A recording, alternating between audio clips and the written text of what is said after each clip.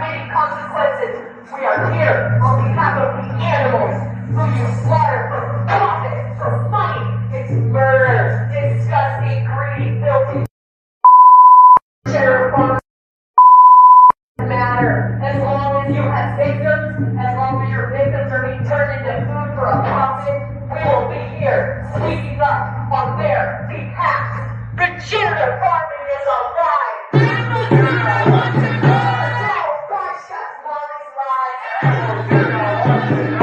All she does is lie.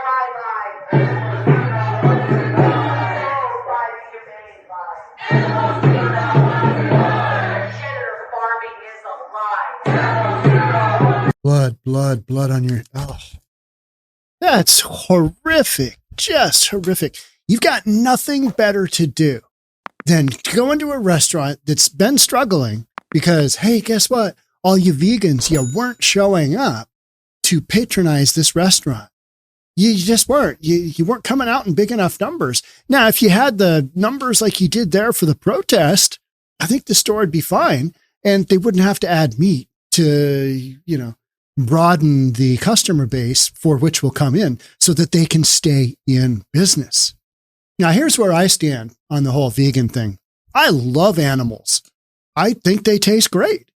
Uncle Ted says it best. Kill them and grill them. You know what? I mean, they are a food source for humans to consume. If you don't believe that, hey, that's fine. You don't have to eat meat. More for the rest of us.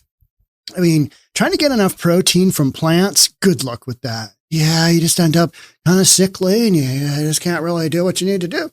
And I get it. Some people meat doesn't sit well with them. That's fine. But you don't need to protest somebody's restaurant because they add some pretty healthy bison and other items to the menu. Everybody's got different likes and dislikes. You like this, you don't like this. We can still all get along. I do like pets. Cats, dogs, they're great. I mean, I have no issues. It doesn't mean I'm going to eat them. I'm not going to kill and grill them. You know what I mean? But I think the other food sources have been put here as a food source for humans to consume. That's just the way I see it. So the furious vegans, they besiege a LA restaurant. The protest came after Chef Molly Englehart announced her decision to move away from a solely vegan menu. I'm not going to read the whole article. I'm just going to go through some of the highlights. And the highlights are lowlights. She goes on to say, these people came inside my restaurant, harassed my customers, my employees, vandalized my restaurant, and openly said they'd like to put me out of business for adding meat to the menu. What a bunch of nut jobs. I think we need to give them lashings. I really do. I think we need to give them lashings, just some sort of punishment for their bad deeds, some type of corporal punishment because nothing else seems to really get through to these knuckleheads. Hey, you know what? Let people do their own thing. And if they're a restaurant and they're selling food, guess what? Whether it's vegan or not, sometimes you got to make a change midstream. I know we said we're vegan, but we got to add some more food and we're going to add some really high quality food to make this happen. Here's the fake blood. Yep, there's the fake blood. I mean, what are you trying to accomplish there? Oh, it's just trying to make it so horrific that they closed down the restaurant. Here's the chef. So last month, the Sage plant-based bistro became Sage Regenerative Kitchen and Brewery. All right, they got beer. You got beer and meat. That sounds fine. And began offering meals such as bison and beef, as well as cheese and eggs. Uh-oh. You got dairy in there as well? Oh, my word. We have really gone off the deep end here. But the backlash was swift. Sick to my stomach over this. These are some of the comments people are making. Sick to my stomach over this. Sage has been our go-to for our vegan family for years. One woman wrote, so very devastated by this. Feels like mourning a death. It's not, folks. It's not. Might not be your cup of tea. But you don't need to just get all worked. Oh my God, they're serving up meat. Oh, it's horrible and terrible. So your restaurant will be sourcing food from one of the most land-intensive forms of farming there is. And if you're announcing this on Earth Day, amazing. Another person added, you know what's really land intense? Gardening. You know what's really land intense? Vegetables. Try growing a effing pumpkin. You need like a need like a 20-gallon big bag just for the root structure of that bad boy to make that pumpkin go. You know what I mean? There's all kinds. I could go on for days and days about vegetables. You got squash, you got cucumbers. You need a bunch of space. These things spread out. Now, if you did what I did last year and you just kind of plant a pumpkin here and, squash there and cucumber there and some carrots here and, your lettuce and tomatoes somewhere kind of in between, you'll understand that, my garden didn't turn out that great. I grew a lot of food, but it wasn't well planned out. But no, if you're talking, space for space, the amount of earth it takes to grow vegetables is nuts. It's crazy. And in order to get there, you basically have to just till the entire ground. You got all kinds of animals, structure. Yeah. No, the whole thing is just so convoluted. So on Earth Day, who cares? Who cares about Earth Day? This is insane. As a fellow all-vegan restaurant owner, longtime customer, admirer of you, I'm so sad and disappointed in your horrific transition to animal slaughter.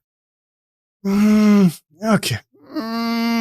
You know what I mean? I'm like, all right. You might think that and you might post that, and I am okay with you doing that. If you want to just express your opinion, but going in and banging a drum at somebody's business, somebody's livelihood. How would you like it if I took in an air horn that I use on my boat and I came in on your work and I stood in between you and your computer and I just blasted an air horn at you? Oh, wait a minute. You don't have a job. Yeah, you are a vegan protester. You don't have a job. You live in your mom's basement. So, it's not even really a fair comparison, is it? Yeah, no. I believe there's other places they could put our passion, she said. There are more pressing issues than my restaurant.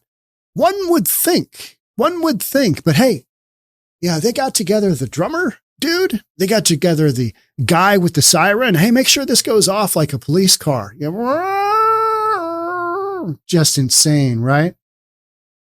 She cited soaring crime in her local neighborhood of Echo Park as one of the greatest challenges facing her business. Friday night, there was a stabbing right outside the restaurant. The neighborhood already feels chaotic and scary without this added stress.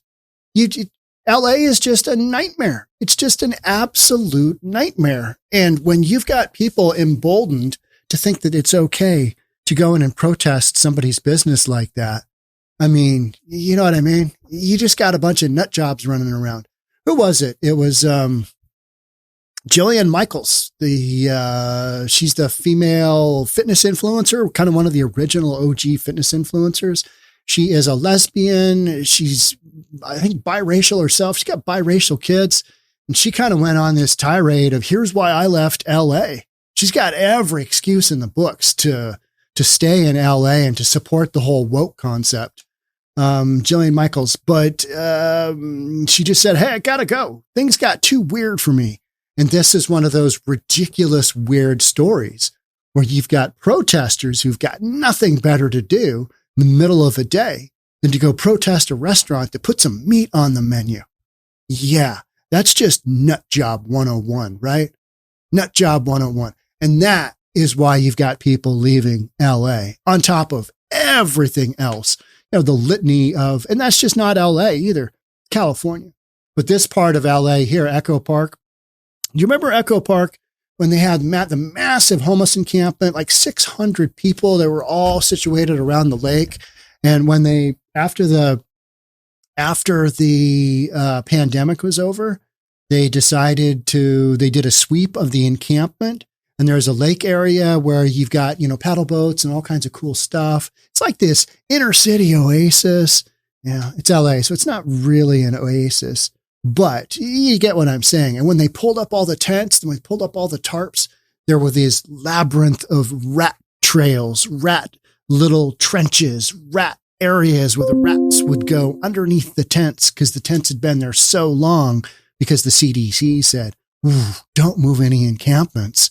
Because if you do, you might spread the Rona around, not realizing that the Rona got worse indoors because it's contained. Outside, poof, Rona's gone, right? Yeah. And that's why the homeless people weren't coming down with the Rona in massive cases, which we thought would happen.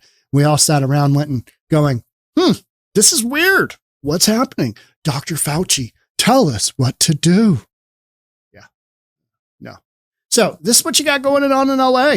Make you just want to move there? Doesn't it make you want to become vegan? I don't know. Are you guys vegan? Are you not vegan? Let me know in the comments. I don't really care, but comments help the algorithm. Somebody posted something the other day. They said, algorithm comment. If you want to post algorithm comment all day long, hey, I'm okay with that. You do you, I'll do me. See you on the next one. Thanks again for being here. We'll catch up soon. Bye for now.